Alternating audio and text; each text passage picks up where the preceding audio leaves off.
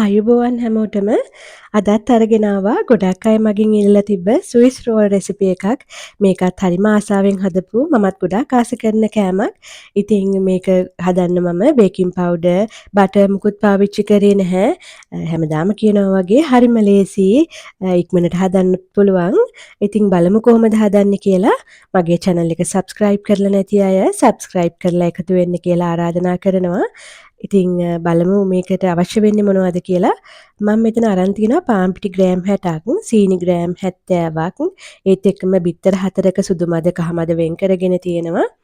ඒත් එක්කම මම මෙතන අරන් තියෙනවා කිරි පිටි තේ හැඳි එකක් සහ කෝන්ෆ්ලා තේ හැඳි එකක්. ඒත් එක්කම අපිට අවශ්‍ය වෙනවා වැනිලා. වැනිලා නැත්නම් ඔයගලන්ට එසන්ස් වර්ගයක් වෙන පාවිච්චි කරන්න පුළුවන්. ස්ට්‍රෝබෙරි එසන්ස් වගේ එකතු කරගත්තොත් මේක හරිම සුවඳයි. ඉතින් මම මුලින්ම මේ විදිහට බිත්තර ටික හොඳට බීට් කරගන්නවා. අපිට thick foam එකක් වෙනකම් බීට් කරගන්න ඕනේ.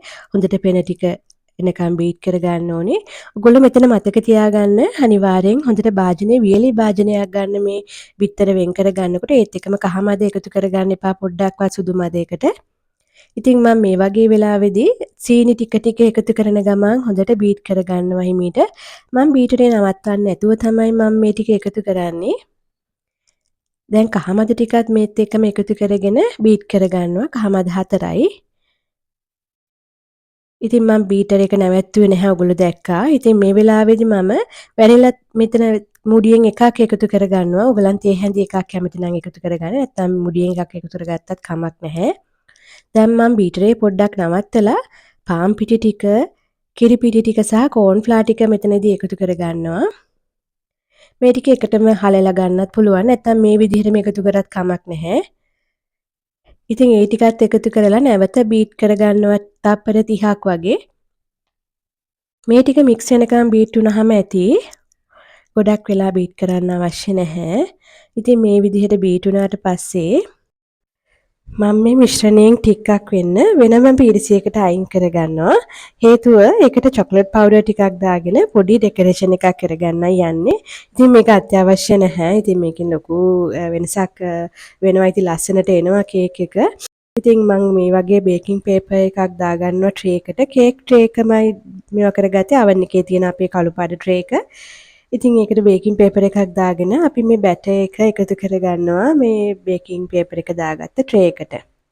ඊට පස්සේ අර හදාගත්ත චොක්ලට් මිශ්‍රණයෙන් හදාගන්න පුළුවන්. මම මේ වගේ පොඩියට බින්දු වගේ දාලා ඊට පස්සේ ලස්සන කරගන්නවා. ඔයගොල්ලන්ට ඉරි වගේ දාලා ඊට පස්සේ ලස්සනට ඇඳ ගන්නත් පුළුවන්. ඉතින් එතකොට මේකේ ලස්සනක් එනවා. පාට වුණත් වෙන පාටක් දාගන්න පුළුවන්. මම මේක 160ට උෂ්ණත්වයට බේක් කරලා තියෙන විනාඩි 20ක් oven එකේ ප්‍රීහීට් කරගත්ත. ඊට පස්සේ මේ උඩ කොලේ ගලවලා අනිත් පැත්ත හරවලා මම ටිකක් වේලෙන්න තියාගන්නවා. මේක බේකින් පේපර් එකක් උඩම වේලෙන්න තියාගත්තොත් ගොඩක් ලේසි. මට චුට්ටක් ඇලෙනවා වගේ වුණා බේකින් පේපර් එකක් දාගත්තේ නැති නිසා. ඊට පස්සේ මම මෙතන අරන් තියෙන්නේ බටර් ක්‍රීම් අයිසිං එක. බටර් ග්‍රෑම් 50ට අයිසිං සුගර් ග්‍රෑම් 150ක් අරගෙන හොඳට බීට් කරලා ෆ්‍රෙෂ් මිල්ක් චුට්ටක් දාලා හදාගෙන තියෙන මේ අයිසිං එක මම රෝස පාට කලරින් චුට්ටක් එකතු කරගත්තා. ඊට පස්සේ මේක හොඳට මේ කේක් එකට ලේයර් කරගන්න තියෙන්නේ. මේ විදිහට ස්ප්‍රෙඩ් කරලා කේක් එක හොඳට මේ විදිහට නිමෙන්න ඕනේ මේක හදාගන්න කලින්. ඊට පස්සේ අපි වේලෙන්න තියාගත්ත බේකින් පේපර් එකෙන්ම පොඩ්ඩක් ඔතා ගන්න ඕනේ. ඔතලා මේක ෆ්‍රිජ් එකේ පැය භාගයක්වත් තියාගන්න ඕනේ. මං පැයක් විතර තියාගත්තා. ටිකක් වැඩිපුර වෙලා තියාගත්තොත් අපිට ලස්සනට කපා ගන්න පුළුවන්. මේ බලන්න ගොඩක් ලස්සනට එනවා. මේ ඉතින් ඔයගලන්ට මේක මොකක් හරි උත්සවයකට වුණත් හදන්න පුළුවන්. නැත්නම් ස්වයං රැකියා කරන අයට වුණත් ඉක්මනට හදා ගන්න පුළුවන්. අපි බේකින් පවුඩර්, බටර් මුකුත් පාවිච්චි කරේ නැහැ. තෙල් වර්ග මුකුත්ම මම මේකට අරගෙන නැහැ. ඉතින් මේ බලන්න මේක ලස්සනට තියෙනවා. මගේ channel එකත් subscribe කරන්න කියලා නැවතත් මතක් කරනවා. මගේ තවත් රස වීඩියෝ තියෙනවා. ඒවත් ගිහිල්ලා බලන්න. ඒවන්න. එහෙනම් මේ විදිහට හදලා ඔයගොල්ලෝ මට ෆොටෝ එකක් පින්තූරයක් දාන්න. එහෙනම් මගේ තවත් රස කෑමකින් මේ විදිහට හමු වෙනතුරු ගිහින් එන්න.